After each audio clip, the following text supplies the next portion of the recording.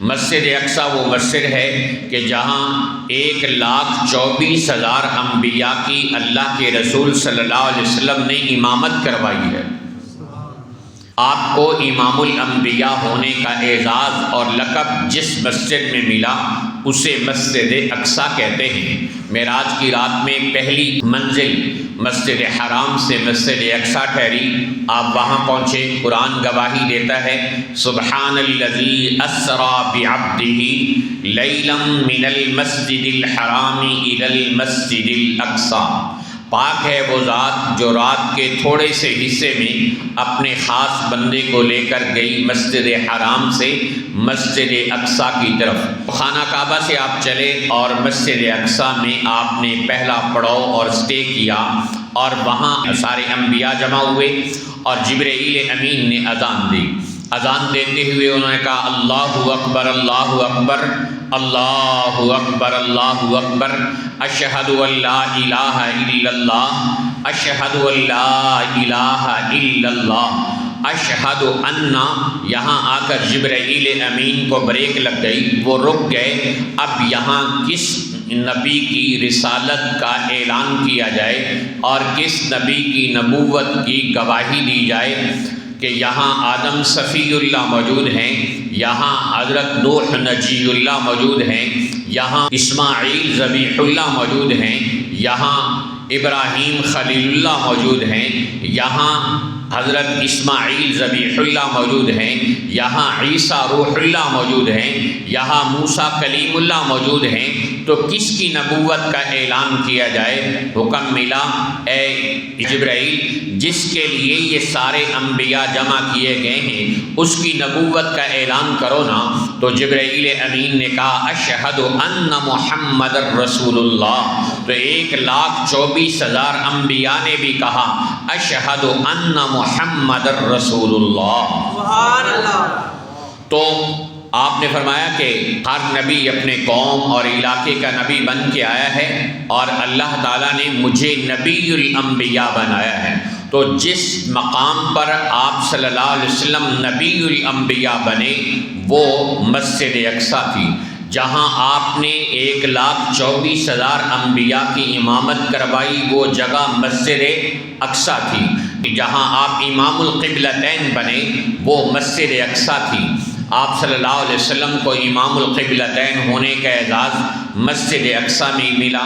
اذان ہوئی تو نماز کا وقت ہوا، تو اب نماز کون پڑھائے؟ تو حضرت جبرائیل امین نے کہا تقدم یا محمد وصلی رکعتین باخوانک المرسلین، اے اللہ کے حبیب صلی اللہ علیہ وسلم آپ آگے تشریف لائیے اور ان انبیاء بھائیوں کو نماز پڑھائیے۔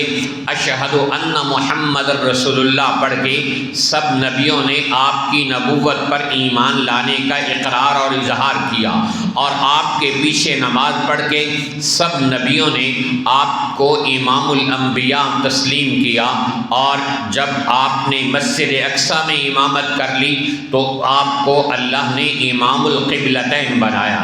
تو جس مسجد اقصیٰ کا یہ سٹیٹس ہو کہ وہاں ہمارے نبی صلی اللہ علیہ وسلم نے نماز کرائی ہو اور امام القبلتین کا لقب پایا ہو، جہاں آپ صلی اللہ علیہ وسلم پر 1,24,000 انبیاء ایمان لائے ہوں اور آپ امام الانبیاء کہلائے ہوں، اور جہاں آپ صلی اللہ علیہ وسلم کے پیچھے 1,24,000 انبیاء نے نماز پڑھی ہو اور قبلہ اول کے اندر نماز پڑھا کے آپ امام القبلتین بنے ہوں۔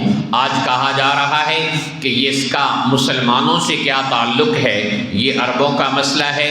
اللہ کے رسول صلی اللہ علیہ وسلم نے ایک دن نہیں، ایک مہینہ نہیں، ایک سال نہیں، مسلسل 17 مہینے بیت المقدس کی طرف چہرہ کر کے نماز ادا فرمائی۔ توجہ ہے، حضور علیہ السلام کی نظر رحمت اگر کسی عام چیز پر ایک بار پڑ جائے اللہ وہاں رحمت کے گلستان کھلا دیتا ہے، رحمت کے باغ اور بہار وہاں آ جاتی ہے، رحمت کی بہار آ جاتی ہے۔ اور جس مسجد اقصیٰ کی طرف اللہ کے حبیب صلی اللہ علیہ وسلم نے 17 مہینے منہ کر کے نماز ادا کی ہو، اس مسجد اقصیٰ کی شان کو اللہ نے کتنا بلند کر دیا ہوگا۔ تو اور یہ آپ صلی اللہ علیہ وسلم کا معراج پر جاتے ہوئے بھی اسٹے تھا، اور ایسا نہیں کہ معراج پر جاتے ہوئے تو آپ یہاں تشریف لائے ہوں اور واپسی براہ راست اپنے گھر میں اور خانہ کعبہ میں ہوئی ہو، بلکہ نہیں، معراج پر جاتے ہوئے بھی آپ صلی اللہ علیہ وسلم مسجد اقصیٰ میں ٹھہرے، معراج سے جب آپ واپس تشریف لائے پھر بھی مسجد اقصیٰ میں ٹھہرے، اور اس کے بعد آپ خانہ کعبہ اور مکہ مکرمہ اپنے گھر میں تشریف لے کر آئے۔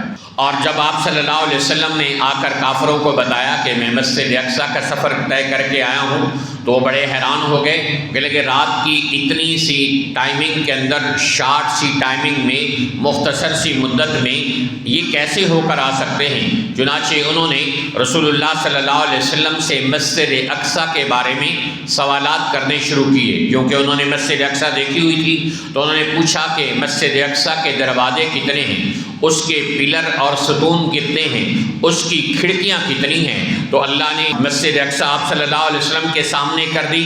وہ سوال کرتے جاتے، آپ صلی اللہ علیہ وسلم مسجد اقصیٰ کو دیکھ کر ان کے سوالوں کے جواب دیتے جاتے کہ یہاں حضور صلی اللہ علیہ وسلم سے سوال ہو رہے ہیں اور اللہ نے مسجد اقصیٰ کو آپ کے سامنے کر دیا ہے۔ تو یوں کہنے دیجئے نا کہ ایک مرتبہ حضور صلی اللہ علیہ وسلم مسجد اقصیٰ تشریف لے کر گئے، اور دوسری مرتبہ مسجد اقصیٰ دیدار مصطفیٰ کے لیے مکہ میں آ گئی، کہ جہاں آپ صلی اللہ علیہ وسلم دیکھ کر سارے سوالوں کا جواب دے رہے ہیں، گویا مسجد اقصیٰ آپ کے سامنے مکہ مکرمہ میں اللہ تعالیٰ نے لا کر کھڑی کر دی، اور مسجد اقصیٰ دیدار مصطفیٰ کو چل کر آئی۔